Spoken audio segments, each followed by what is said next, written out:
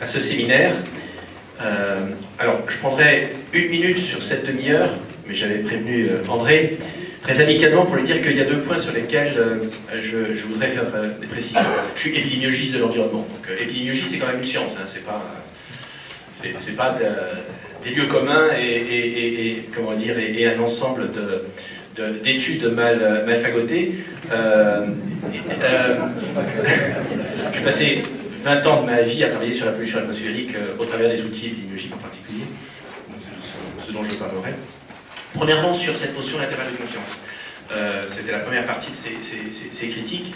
Je pense qu'il est très très important que vous compreniez bien que lorsque, à un moment donné, maintenant dans mon activité professionnelle, je suis plutôt du côté de ceux qui vont analyser l'ensemble du matériau scientifique sur un sujet pour essayer de recommander auprès de pouvoirs publics, auprès d'instances internationales scientifiques. Je fais partie du groupe d'experts qui est en train d'écrire le rapport sur les radiofréquences, 6 experts internationaux. Qu'est-ce qu'on tire de l'ensemble de ce matériau à un moment donné de connaissance? Donc ce n'est pas une étude isolément, c'est l'ensemble de ce matériau, tout champ disciplinaire concerné, pour confronter les cohérences, les incohérences dans l'interprétation. Donc l'intervalle de confiance peut ne pas être significatif dans le sens habituel du mot, mais quand vous en avez 50 qui disent la même chose et qui tous sont non significatifs éventuellement, je pousse le raisonnement jusqu'à ce bout-là, ça commence à porter un message. Parce qu'on a aussi les techniques qu'on appelle la méta-analyse qui permettent de tirer le maximum d'informations d'un ensemble d'études dont chacune, isolément, individuellement, n'est pas assez puissante statistiquement pour porter un message, mais dont l'ensemble agrégé nous donne une information extrêmement précise. Donc, du point de vue de l'approche épidémiologique, il est important de publier lorsque l'étude est de bonne qualité, même lorsque c'est non significatif. Je ne cesse d'apprendre à mes élèves 2 principes que mon maître Rothman, le fondateur de la revue d'épidémiologie, m'a enseigné. Le premier, c'est association is not causation. Donc c'est pas parce qu'on a une association statistique que pour autant on en fait une interprétation causale. Il faut effectivement prendre en compte l'ensemble du matériau. Mais l'autre, c'est absence of evidence is not evidence of absence. Voilà, ça c'est le premier point. Le deuxième point sur lequel je serai très très bref, il se trouve que je connais très très bien l'étude Géocap. J'étais au jury test de 2 des doctorants, l'une qui travaillait sur les antennes et l'autre qui était sur les installations nucléaires.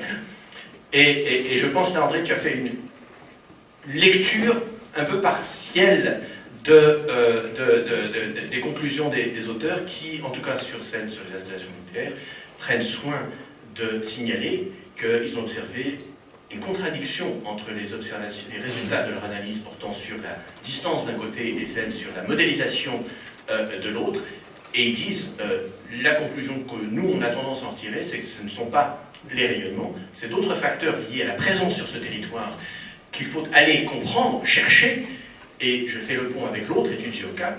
Il y a plusieurs dizaines d'études maintenant sur les enfants et les champs non ionisants associés aux lignes à haute tension, et elles disent à peu près toute la même chose. Elles disent à peu près toute la même chose, à savoir qu'il y a une association statistique entre le fait de résider à proximité de lignes à haute tension et l'incidence de la leucémie. C'est sans doute pas les champs, en effet.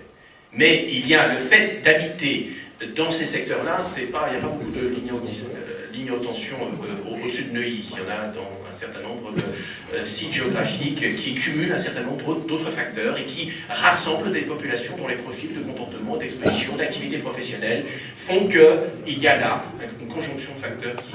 Mais il n'empêche que la réalité, c'est que les gens lisent des articles disant que quand je vis à côté d'une ligne à haute tension, j'ai un risque plus élevé. Il faut expliquer ça aux gens. Il faut être confronté à un public de mères en colère qui vous disent arrêtez d'utiliser les enfants comme des cobayes avec vos lignes à haute tension, et donc il faut aussi aller dans la finesse des éléments et prendre en compte la perception par les populations de ces publications dont nous sommes les auteurs et qui parfois peuvent induire des préoccupations très très vives dans la population. Mais il faut aussi reconnaître la qualité des études. En l'occurrence, ce sont 2 études de très bonne qualité. Bon, je passe à mon sujet.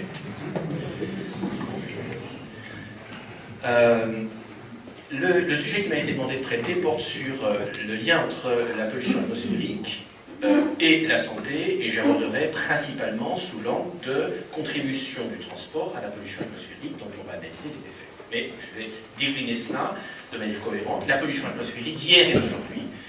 Là, les enjeux de santé publique représentent l'exposition des populations à la pollution atmosphérique.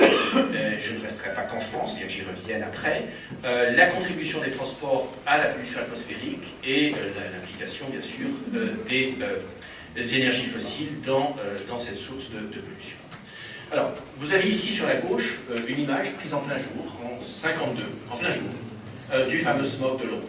Ça fait partie des deux exemples que dans tout cours d'épidémiologie 1.0, on avance à nos élèves, celui-là, et puis l'épisode de choléra, également à Londres, d'ailleurs en 1848 avec Johnson. Et donc, c'est un épais brouillard de poussière associé à des éléments acides liés à la combustion du soufre présent dans le pétrole et dans le charbon. Donc, un épais brouillard qui a occasionné en l'espace de 15 jours 8000 morts en excès. Vous voyez sur la courbe sur la droite, c'est la courbe supérieure, et vous voyez associé à cela l'évolution temporelle de deux indicateurs de qualité de l'air qu'on utilisait à l'époque. Un peu plus loin, c'est les teneurs en particules. Les teneurs en particules, black smoke, et le SO2, donc concentration de dioxyde de soufre, donc le soufre émis par combustion du charbon et du pétrole qui s'oxyde, SO2, dans l'oxygène, et qui, avec l'humidité de l'air, H2SO4, c'est un acide extrêmement fort. 8 000 morts en excès sur cette période, 15 000 morts en excès sur le mois qui a suivi. Bon, pas besoin d'être un épidémiologiste très aguerri pour comprendre qu'il y a une association statistique là, et qu'elle est plus que statistique, elle est également causale. Aujourd'hui, cette situation, et j'y reviendrai juste après, on la retrouve plus du tout dans les pays les plus avancés, mais elle est massive dans les pays en développement et les pays émergents. La situation qu'on trouve dans les pays les plus avancés aujourd'hui, c'est celle-là, c'est celle de Los Angeles, cette méga conurbation, avec un tout petit bassin, mais un étalement urbain de petites maisons de 3 étages, où il faut absolument avoir sa voiture pour se déplacer, sans quoi on est piégé dans son îlot et son ghetto. Alors ça, j'ai fauché à Rome. C'est une affiche d'un groupe écolo que j'ai trouvé de très bon goût, très amusant, qui montre bien ce problème. Donc, et cette image, cette photo, c'est nimbé de jaunâtre, brun. C'est la pollution photoxydante liée aux oxydes d'azote qu'on voit derrière. C'est ça la pollution dans les cités, les pays les plus avancés aujourd'hui. Dans les pays émergents, eh bien voilà, c'est Pékin, en janvier dernier, qui a connu un épisode de pollution brutale, massive, encore plus forte que Londres en 1952. Ils ont connu, sur cette période, des concentrations de particules dans l'air atteignant, et ça c'est un article du Monde que j'avais fauché à l'époque, jusqu'à 900 microgrammes mètre cube, c'est-à-dire 2 à 3 fois plus que l'image que je vous ai donnée à Londres pendant l'épisode. Donc cela nous montre, et je vais vous le démontrer après, le potentiel d'impact pour la santé réellement présent à l'échelle mondiale aujourd'hui de cette pollution atmosphérique. Pour autant, l'impact pour la santé à l'échelle mondiale, le plus important lié à la qualité de l'air, ce n'est pas l'air extérieur, c'est l'air intérieur. Vous voyez ici une image d'une dame du Lesotho qui travaille dans sa hutte pour faire la cuisine et qui passe ses journées, une bonne partie de ses journées dans sa hutte avec ses enfants. Le mari il est dehors, dans les chambres, au bar. Et l'exposition principale de ces populations dans les pays les moins avancés à la qualité de l'air de mauvaise qualité, c'est l'air intérieur, lié également aux sources de combustion, la biomasse, le mauvais charbon, la lignite, etc., etc. Ce dont je vais parler, c'est le résultat d'une production scientifique dans le champ environnement phénoménale. Vous avez ici, c'est PubMed, c'est l'évolution statistique du nombre de publications à la fin des années 70, 80, d'ailleurs c'est quelque chose qu'on enseigne en histoire des sciences de santé et environnement, on pensait que le problème était derrière nous, on pensait que c'était réglé, il y a eu beaucoup de recherches en la matière, et grâce à des développements méthodologiques nouveaux, la question est revenue d'actualité à la fin des années 80 et surtout les années 90, et c'est un élan qui se poursuit. Donc, ce dont je vais vous parler s'appuie sur un corpus de connaissances, pas que l'épidémiologie, la toxicologie expérimentale, les analyses aussi bien sur matériel cellulaire que l'exposition de souris, de rats à un air qu'on sait prélever, contrôler, etc. Donc on étudie en particulier les 3 registres qui font le plus ont fait l'objet de plus de travaux, cancer, asthme, maladies cardiovasculaires. J'étais il y a 3 semaines à la conférence annuelle des sociétés savantes internationales, Society of Environmental Epidemiology ou International Society of Exposure Sciences, sur 1700 participants, les 2 tiers encore de communication portée sur la pollution atmosphérique. Donc c'est vraiment quelque chose qui fait l'objet de travaux extrêmement nombreux, continuels sur ces sujets.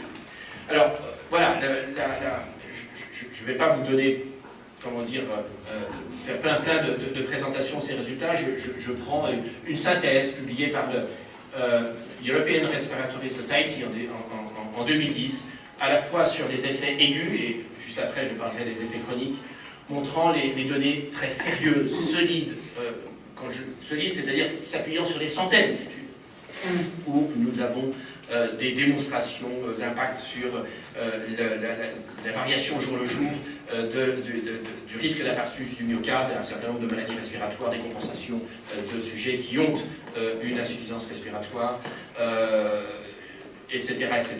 Et ce qui nous occupe beaucoup plus, bien sûr, en impact sanitaire, c'est les effets à long cours, au long terme. Ça contribue au développement, pas simplement